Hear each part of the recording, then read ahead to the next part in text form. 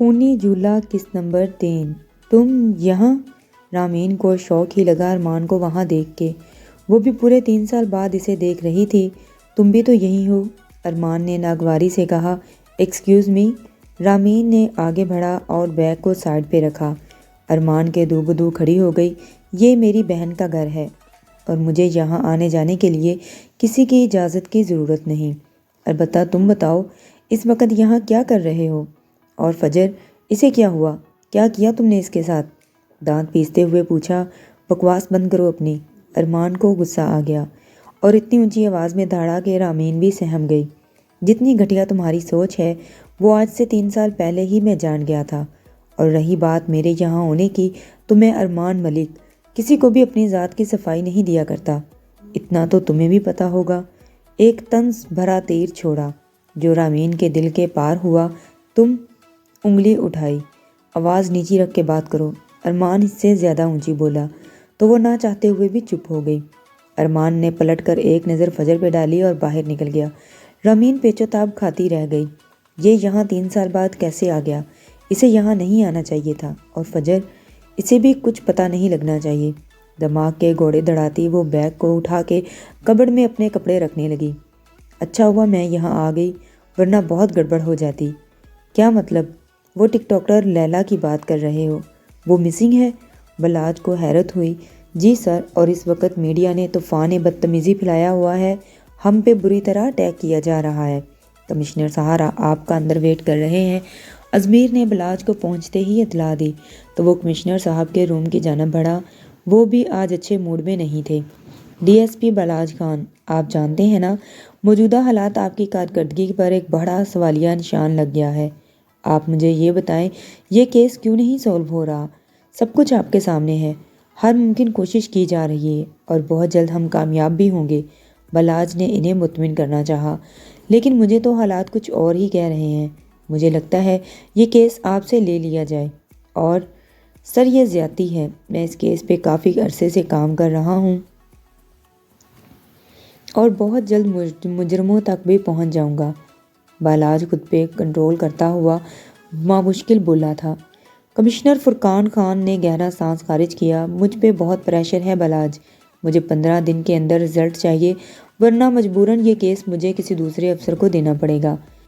Clear cut الفاظ میں کہتے وہ بلاج کو بہت کچھ سمجھا گئے۔ Okay sir, I will do my best, بلاج کہتے باہر آ گیا اور لیلا کے بارے میں انفارمیشن لینے لگا۔ سر، لاسٹ ٹائم وہ اپنی ٹیم کے ساتھ نیو ایور پارک میں گئی تھیں اور آواز چینل نے ان کا انٹرویو بھی لیا تھا، لیکن اسے نشر نہیں کیا۔ اس کے بعد ہی وہ وہاں سے گھر نہیں پہنچی۔ ازمیر نے بلاج کو ساری بات بتائی تو وہ بری طرح چونکا۔ کیسا رہا مس لیلا کا انٹرویو؟ کافی کا ایک سپ لیتے نارملی پوچھا، لیکن سمرا کے چہرے کا رنگ اڑ گیا۔ انٹرویو؟ کیا ہوا؟ اتنا سوچنے کیا لگی؟ کافی کا مگ سائڈ پہ رکھتے لیٹتے ہوئے کہا، میں نہیں گئی تھی۔ سر جھکا کر دھیرے سے بولا۔ بلاج کو سمرا کی رات والی بات یاد آ گئی، یعنی اس نے جھوٹ بولا تھا۔ انٹرویو لیا اور انٹرویو کے بعد وہ غائب ہوئی۔ ازمیر، مجھے اس کے انٹرویو کی مکمل ویڈیو چاہیے اور ابھی گاڑی ریڈی کرو، موقع واردات پہ جانا ہے ابھی، ہری اپ۔ آرڈر دیتا وہ گھر کا نمبر ڈائل کرنے لگا۔ دوسری بیل پہ ہی نینا نے اٹھا لیا۔ کیسی ہے اب سمرا؟ سلام دعا کے بعد فوراً پوچھا۔ جی بہتر ہیں، باتھ روم میں ہیں۔ ناشتہ کیا؟ اگلا سوال کیا۔ نہیں بھائی، کہہ رہی تھی کہ دل نہیں ہے۔ نینا، زبردستی کھلا دو، بے شک تھوڑا سا۔ بلاج نے پریشانی سے کہا۔ جی بھائی، آپ پریشان نہ ہو، کھلا دوں گی۔ ٹھیک ہے، میں تھوڑی دیر تک دوبارہ فون کروں گا۔ فون بند کر کے وہ آنکھیں موندے سوچنے لگا کہ ازمیر نے اسے چلنے کا بولا اور وہ ساری سوچیں جھٹک کر باہر نکلا۔ کافی دیر بعد فجر کی آنکھ کھلی، سر بھاری بھاری ہو رہا تھا۔ بمشکل خود کو گھسیٹ کر بیڈ گراؤنڈ کے ساتھ ٹیک لگائی اور آنکھیں موند لیں۔ گزرے لمحات ایک فلم کی طرح آنکھوں کے آگے لہرانے لگے۔ سارا کی اذیت یاد کر کے آنکھیں ایک بار پھر بھیگ گئیں، اور پھر وہ لمحہ جب وہ آواز کانوں سے ٹکرائی، وہ ہوش کی دنیا میں واپس آئی۔ ارے فجر، تم اٹھ گئی؟ ابھی آگے کے منظر وہ دیکھتی کہ رامین کی آواز پہ وہ چونکی اور اس کی آنکھیں کھل گئیں۔ تم کب آئی؟ سیدھے ہوتے نقاہت سے پوچھا۔ ان لمحوں سے تو وہ نکل آئی تھی، لیکن اثر ابھی بھی باقی تھا۔ صبح کے 4 بج رہے تھے جب میں آئی اور مین ڈور بھی اوپن تھا۔ قریب بیٹھتے ہوئے کہا، تمہاری طبیعت تو ٹھیک ہے نا فجر؟ مجھے تم ٹھیک نہیں لگ رہی، کوئی بات ہوئی ہے کیا؟ رامین نے کریدنا چاہا کہ فجر خود ارمان کے بارے میں بتا دے کہ وہ کیوں تھا یہاں۔ نہیں کوئی بات نہیں، بس ایسے ہی، فجر نے ٹالا اور اٹھنے لگی۔ اچھا تم فریش ہو جاؤ، میں کچھ کھانے کے لیے لاتی ہوں، رامین نے فوراً اٹھتے کہا۔ فجر خاموشی سے باتھ روم میں گھس گئی۔ آئینے کے سامنے کھڑے ہونے پہ اپنا آپ دیکھا۔ اس کی گردن پہ جگہ جگہ انگلیوں کے نشان تھے۔ مطلب وہ سچ تھا، میرا خواب نہیں تھا۔ سارا واقعی اتنی تکلیف میں؟ شاور کھولا اور بھیگتی چلی گئی۔ اور وہ آواز، وہ ارمان، وہ سچ میں اس نے مجھے اس حال میں دیکھا؟ آنسو بہنے لگے۔ فجر آ جاؤ، باہر سے رامین کی آواز آئی تو اس نے خود کو سنبھالا۔ کیا ہوا، ٹھیک ہو نا؟ رامین نے ٹٹولتی نظروں سے پوچھا۔ ٹھیک ہوں، مجھے کیا ہونا؟ نہ جانے کیوں آج فجر کو رامین سے نیگیٹو وائبز آ رہی تھیں۔ تمہیں یہاں نہیں آنا چاہیے تھا، ڈائننگ ٹیبل پر بیٹھتے فجر نے دھیرے سے کہا۔ کیوں؟ رامین کا میٹر ہی گھوم گیا، لیکن جلدی خود کو سنبھالا۔ میرا مطلب ہے، ایسے کیسے کہہ رہی ہو؟ انکل کو ناراض کیا ہوگا، مجھے نہیں اچھا لگتا تم میری وجہ سے ان سے۔ فجر، ان کی وجہ سے میں تمہیں نہیں چھوڑ سکتی۔ سارا کو تو کھو دیا، اب تمہیں۔ کہتے کہتے وہ یکدم رکی اور فجر کے چہرے پہ تکلیف کے آثار تھے۔ آئی ایم سوری، میں دل نہیں تمہارا دکھانا چاہتی تھی۔ مجھے کچھ ضروری کام ہے، میں چلتی ہوں، شاید آنے میں دیر ہو جائے۔ فجر اس کی بات کو اگنور کرتی اٹھی۔ کہاں جا رہی ہو؟ فٹ سے پوچھا رامین۔ میرے روز و شب ایسے ہی گزرتے ہیں، اس لیے کہاں آنا کہاں جانا، کس وقت آنا کس وقت جانا کوئی پتہ نہیں۔ تم آرام سے رہو، کوئی مسئلہ ہوا تو کال کر لینا، سہولت سے کہتے وہ رامین کو کچھ باور کروا گئی اور رامین خوشموش ہو گئی۔ وہ فجر کی ناراضگی فی الحال افورڈ نہیں کر سکتی تھی۔ ساری جگہ اچھے سے چھان ماری، لیکن اس پارک میں انہیں کوئی سراغ نہ ملا۔ اب کیا کیا جائے سر؟ ازمیر گہری سانس کھینچتے ہوئے بولا۔ بالاج سوچ میں پڑ گیا۔ ہو نہ ہو، جو بھی گڑبڑ ہے اسی پارک میں ہے، اس پارک کو سیل کر دو۔ آر یو شور سر؟ ازمیر حیران ہوا۔ 100% شور، بالاج نے مضبوط لہجے میں کہا اور باہر کی جانب بڑھا۔ وہ جو چینل والے انٹرویو لے رہے تھے، وہ ویڈیو کا کیا بنا؟ گاڑی کے پاس پہنچ کر رک کر پوچھا۔ سر ان کا بھی عجیب فنڈا ہے، کوئی بھی فون نہیں اٹھا رہا۔ ازمیر بھی پریشان ہوا۔ ٹھیک ہے، پتہ کرو اس دن انٹرویو میں جو جوائن تھا سب کو پولیس اسٹیشن لے آؤ، میں خود انویسٹیگیٹ کروں گا۔ حکم نامہ جاری کرتے وہ گاڑی میں بیٹھا اور ازمیر نے ساری انفارمیشن فجر تک پہنچائی۔ فجر کی گاڑی ارمان کے آفس کے باہر رکی اور ایک گہرا سانس لے کے وہ نیچے اتری۔ آج 3 سال بعد آمنا سامنا ہو رہا تھا، پر اعتماد وہ تھی، لیکن دل اس کا بے قابو تھا۔ ایکسکیوز می، مجھے مسٹر ارمان سے ملنا ہے، ریسیپشن پہ بیٹھی لڑکی سے کہا۔ میم آپ کو اپوائنٹمنٹ ہے؟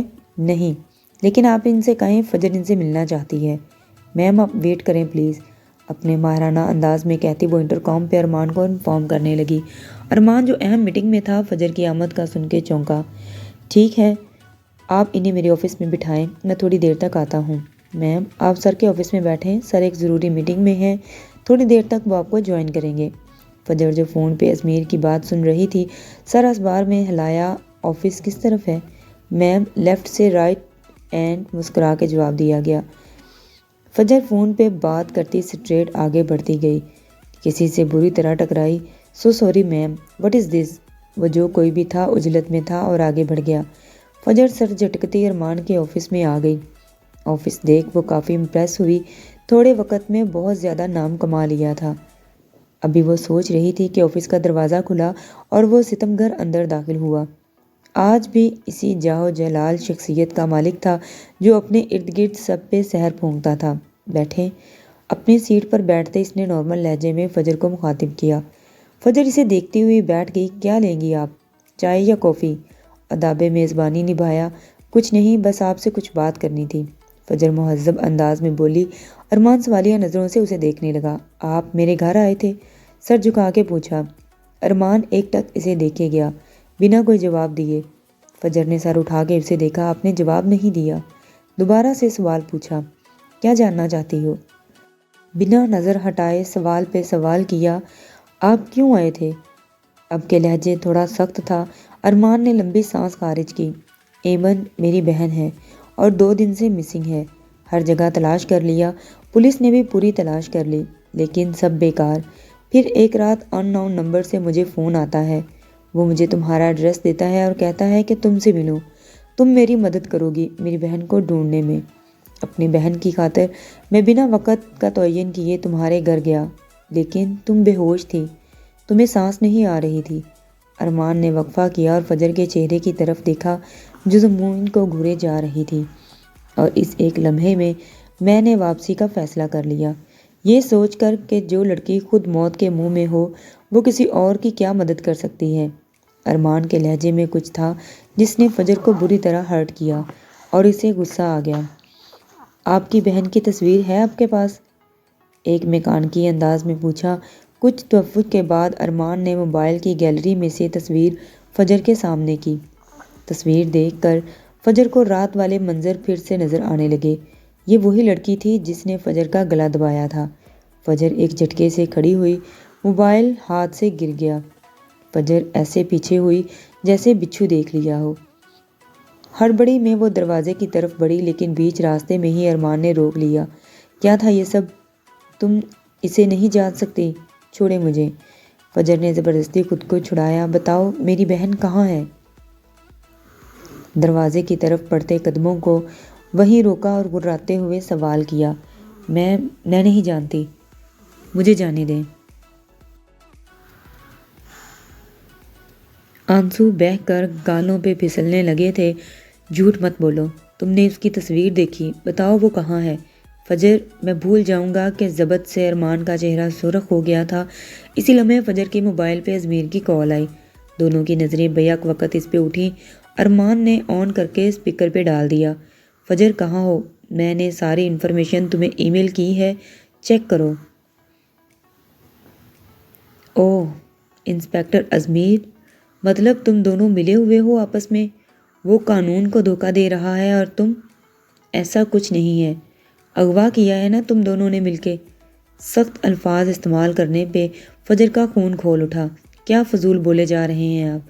حقیقت جانتے تک نہیں اور مجھ پہ الزام لگا رہے ہیں۔ الزام؟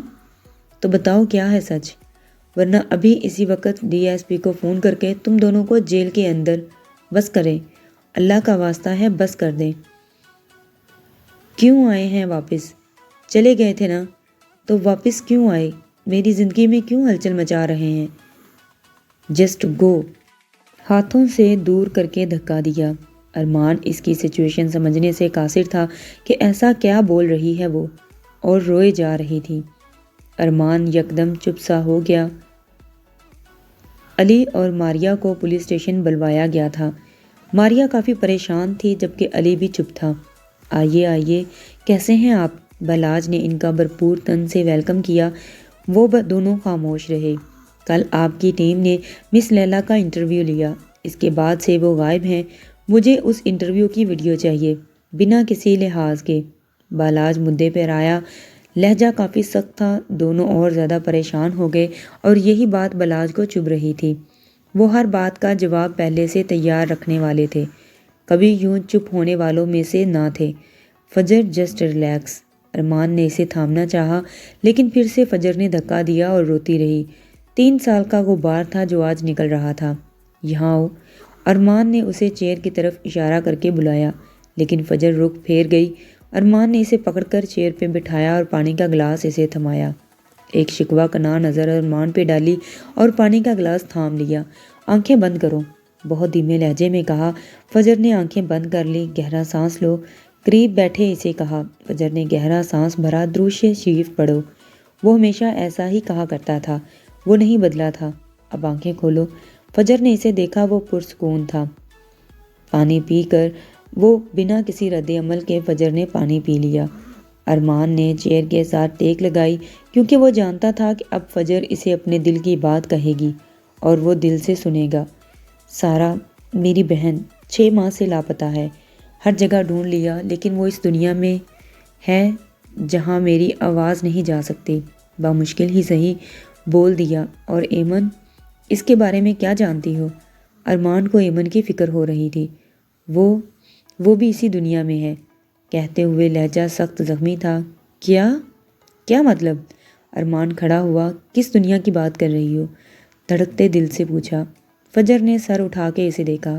موت کے بعد کی دنیا، ایک ٹرانس کی کیفیت میں کہا۔ ارمان کا تو وہ حال کہ کاٹو تو بدن میں لہو نہیں۔ کہنا کیا چاہتے ہیں آپ؟ بلاج کی بات کا ابھی ماریا اور علی جواب دیتے کہ سمرا آفس میں داخل ہوئی۔ چینل کے ڈائریکٹر نے فون کر کے سمرا کو انفارم کیا تھا تاکہ وہ یہ معاملہ سنبھالے۔ سمرا کی آمد پر جہاں بلاج حیران ہوا وہاں اسے غصہ بھی آیا، لیکن ضبط کر گیا۔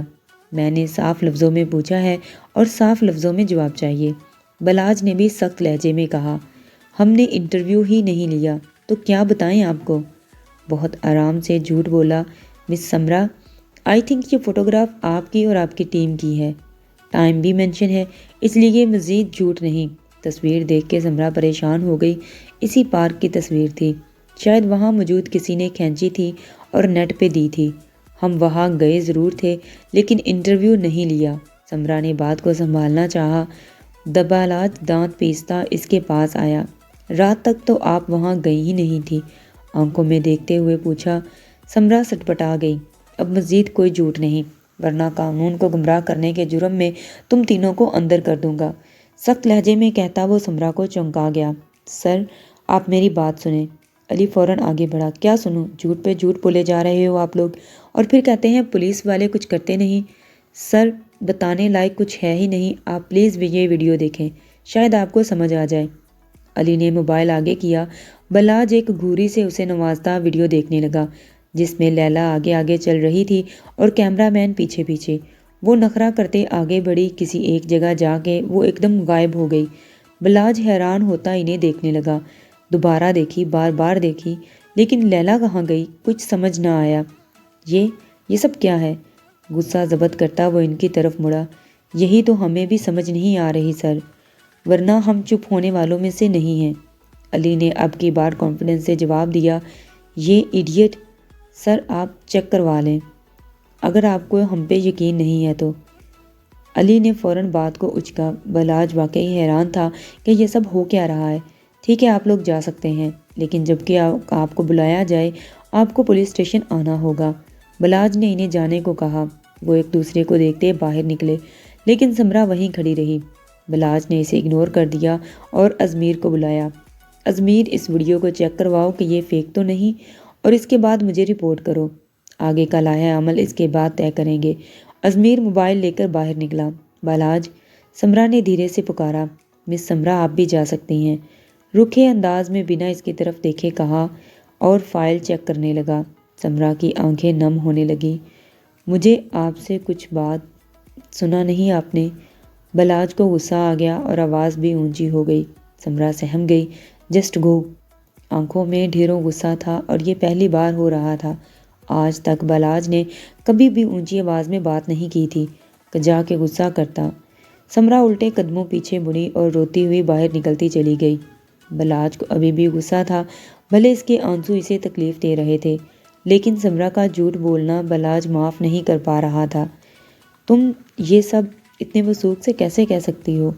ارمان کو ابھی بھی اپنے کانوں پہ یقین نہیں آ رہا تھا۔ کیونکہ میں جانتی ہوں، بہت سادہ الفاظ میں پرسکون انداز میں کہا۔ میں نہیں مانتا، ایسا نہیں ہو سکتا۔ ارمان گردن نفی میں ہلاتا پیچھے ہوا۔ آپ کے ماننے یا نہ ماننے سے حقیقت بدل نہیں جائے گی۔ فجر پرسکون انداز میں اٹھی، بیگ اٹھایا اور باہر کی طرف قدم بڑھائے۔ ارمان اپنے خیالوں اور سوچوں سے ہی باہر نہیں آ رہا تھا۔ اسے یقین ہی نہیں آ رہا تھا کہ ایمن اسے چھوڑ گئی ہے، اس کی اکلوتی بہن، اس کے جینے کی وجہ۔ نہ چاہتے ہوئے ہی آنکھوں میں آنسو آ گئے۔ وہ مضبوط شخص رو رہا تھا، دل تھا کہ ماننے کو تیار نہ تھا۔ گاڑی کی کیز اٹھائیں، والیٹ اور موبائل اٹھایا۔ چیئر پہ ہینگ ہوا کوٹ اٹھا کے اپنے بازوؤں پہ رکھتا وہ آفس سے باہر نکل آیا اور گاڑی سڑک پہ ڈال دی۔ سمرا خود پہ ضبط کرتے اپنے آفس میں آئی۔ ماریا اور علی بھی ساتھ تھے۔ سمرا تم گھر چلی جاؤ، پہلے ہی تمہاری طبیعت ٹھیک نہیں، مزید سٹریس لوگی تو اور بیمار ہو جاؤ گی۔ ماریا نے ہمدردی سے کہا۔ نہیں آئی ایم فائن، مجھے آج کا شیڈول چیک کرواؤ۔ سمرا نے خود پہ قابو پا لیا۔ سمرا تمہیں گھر جانا چاہیے، میں دیکھ لوں گا سب۔ علی نے بھی تائید کی۔ تم دونوں مجھے کمزور کر رہے ہو، پلیز۔ سمرا نے بے بسی سے کہا۔ نہیں، ہم ایک ٹیم ہیں اور اس وقت تمہیں آرام کی ضرورت ہے۔ حالت دیکھو اپنی، صدیوں کی بیمار لگ رہی ہو۔ ماریا نے اس کی پسماندہ حالت دیکھتے کرتے ہوئے کہا، تھوڑا کام کر لیتے ہیں پھر چلی جاؤں گی۔ سمرا نے ہار مانتے کہا تو وہ بھی خاموشی سے آج کے دن کی ڈیٹیلز چیک کرنے لگے۔ نماز سے فارغ ہو کر وہ باہر آئی۔ اس وقت فجر اس آنٹی کے گھر تھی جس کی بیٹی 2 ہفتے سے غائب تھی اور کوئی سراغ نہ مل رہا تھا۔ بیٹا، آپ نے کہا سلمیٰ کے استعمال شدہ کوئی بھی چیز آپ کے دے دوں تو یہ اس کے کپڑے ہیں، آپ پتہ کر کے بتائیں بنا وہ کہاں ہیں۔ اس کی ماں اور بڑی بہن رو رہی تھیں۔ فجر نے اس کی ماں کے ہاتھ سے سلمیٰ کی شرٹ لی اور 3 کینڈلز منگوائیں۔ ایک اکیلے روم میں وہ بیٹھی شرٹ ہاتھ میں پکڑے کچھ پڑھ رہی تھی۔ آنٹی، آپ موم بتی جلائیں تینوں، فجر نے اچانک کہا اور آنٹی نے موم بتیاں جلا دیں۔ روم میں ان کے علاوہ اور کوئی نہیں تھا، صرف موم بتیوں کی روشنی تھی۔ فجر نے پھر سے پڑھائی شروع کی اور آنکھیں بند کیے وہ سلمیٰ کو ڈھونڈ رہی تھی اور من کی آواز سے اسے پکار رہی تھی کہ ایک دم اسے ایک اندھیری کال کوٹری نظر آئی۔ فجر آگے بڑھی، پلیز خدا کا واسطہ ہے مجھے یہاں سے نکالو۔ فجر آگے بڑھی، دروازے پہ لکھا ہوا تھا جو آہستہ آہستہ کم ہو رہا تھا۔ فجر کو اس کی سمجھ نہ آئی ایسا کیوں ہے۔ وہ آگے بڑھی لیکن دروازہ نہ کھلا۔ اندر سے آواز آئی، امی جی پلیز آ جاؤ، مجھے لے جاؤ۔ کون ہے اندر؟ میری آواز آ رہی ہے؟ بتاؤ مجھے۔ فجر نے اسے مخاطب کیا لیکن وہ جواب نہیں دے رہی تھی، بس روئے جا رہی تھی۔ اے اللہ مجھے بچا لے، اپنے حبیب کے صدقے مجھے بچا لے۔ فجر کی نظر اس پہ پڑی، وہ چھوٹی سی لڑکی تھی، وہی سلمیٰ۔ فجر کا دل زور سے دھڑکا، یعنی میں دوسری دنیا میں ہوں، وہ مجھے نظر آ رہی ہے۔ سلمیٰ، سلمیٰ میری بات سنو، میری طرف دیکھو۔ فجر نے اسے باہر ایک چھوٹے سے سوراخ سے دیکھا لیکن اس نے نہ سنا۔ یہ میری آواز کیوں نہیں سن رہی؟ وہ نہیں سنے گی۔ فجر کو اپنے پہلو سے آواز آئی، پلٹ کر دیکھا، وہ کوئی چھوٹی سی لڑکی تھی۔ ہاتھ باندھے وہ سر جھکائے مؤدب انداز میں کھڑی تھی، جس کا لباس کالے رنگ کا تھا۔ سر پہ لیا دوپٹہ چہرے کو بھی ڈھانپے ہوئے تھا، لیکن اس کے ہاتھ دیکھ کے فجر کو اندازہ لگانے میں دیر نہ لگی کہ وہ اس کی دنیا کی نہیں ہے۔ کون ہو تم؟ سنبھل کے پوچھا اس نے عجیب سی گراہٹ کی۔ پہرے دار۔ تم جو کوئی بھی ہو، مجھے کوئی مطلب نہیں، میں اسے لینے آئی ہوں۔ تم کیا؟ اسے کوئی بھی نہیں لے جا سکتا۔ وہ لڑکی غصے میں آ گئی، اور میں نے کہا میں لے کے جاؤں گی۔ فجر کو بھی غصہ آیا۔ اس لڑکی نے ہوا کا ایک بگولا بنایا اور فجر کی طرف اچھالا۔ فجر دور جا گری۔ اندھیرے میں اور ہوا کے دباؤ کی وجہ سے اسے کچھ نظر نہیں آ رہا تھا۔ اس لڑکی کے کہکے کی آوازیں آنے لگیں اور دوبارہ اس نے ہوا کا بگولا فجر کی طرف اچھالا، لیکن اب کی بار فجر نے ہاتھ آگے کر کے اسے روکا۔ اس لڑکی نے پورا زور لگایا۔ فجر سے مقابلہ کرنا مشکل ہو رہا تھا کہ ایک دم سب کچھ تھما، جیسے وقت رک گیا ہو۔ شاید بابا آتے دکھائی دیے۔ شاہ بابا؟ فجر کے زیر لب تھر تھرائے۔ فجر واپس لوٹ جاؤ، انہوں نے گرجدار آواز میں کہا۔ فجر حیرانی سے شاہ بابا کو دیکھنے لگی، لیکن وہ اندر۔ فجر اپنی دنیا میں واپس لوٹ جاؤ، تم نے یہاں آ کر بہت بڑی غلطی کی ہے۔ یہ اس کی دنیا ہے اور تم نے اس کی دنیا میں آ کر اسے للکارا ہے، بہت غلط کیا ہے۔ شاہ بابا ناراض لگے۔ پلیز شاہ بابا میری مدد کریں، وہ اندر، وہ بچی۔ فجر نے آنسو ضبط کرتے کہنا چاہا، بھول جاؤ اور لوٹ جاؤ فجر، تم یہاں اس سے نہیں جیت سکتی، یہ کالی دنیا ہے، یہاں سے جاؤ اپنی دنیا میں، اور اب جو یہاں آ کر غلطی کی ہے اس کا خمیازہ بھگتو، وہ بدلہ لینے آئے گی۔ شاہ بابا اس کے کان کے قریب آئے، تمہارے کسی اپنے کی جان کو خطرہ ہے، اپنے گھر لوٹ جاؤ۔ شاہ بابا نے اسے وارن کیا تو وہ جی جان سے لرز گئی۔ شاہ بابا واپس مڑ گئے۔ وقت جو تھما وہ پھر سے آگے بڑھا۔ فجر نے واپسی کا ارادہ کیا اور پڑھائی شروع کی۔ ایک جھٹکے سے وہ اپنی دنیا میں واپس لوٹ آئی۔ اس کی حالت ایسی تھی جیسے بہت لمبا سفر کر کے آئی ہو۔ بیٹا تم ٹھیک ہو؟ اس آنٹی نے گھبرائے ہوئے پوچھا۔ آنٹی مجھے بھی جانا ہوگا، فجر نے اٹھتے ہوئے کہا۔ بیٹا سلمیٰ، آنٹی اللہ نے چاہا تو سب ٹھیک ہوگا، ابھی مجھے جانا ہوگا، کسی کی زندگی کا سوال ہے، فجر نے سمجھایا۔ آنٹی نے ٹوٹے ہوئے دل سے اس بات میں سر ہلایا۔ فجر باہر کی طرف بڑھی کہ پھر سے پلٹی۔ آنٹی میرے لیے دعا کرنا۔ فجر باہر نکل گئی۔ بیٹا اللہ تمہارا مددگار ہو، آمین۔ جی تو دوستو، کہانی کا تیسرا حصہ کیسا لگا مجھے کمنٹ سیکشن میں ضرور بتائیں۔ ویڈیو اچھی لگی ہو میرے چینل کو سبسکرائب کریں، ویڈیو کو لائک کریں، شیئر کریں۔ یہ ایک بہت اچھا ناول ہے جو میں قسط وار آپ لوگوں کے ساتھ شیئر کر رہی ہوں، سنیں اور مجھے کمنٹ کر کے ضرور بتائیں۔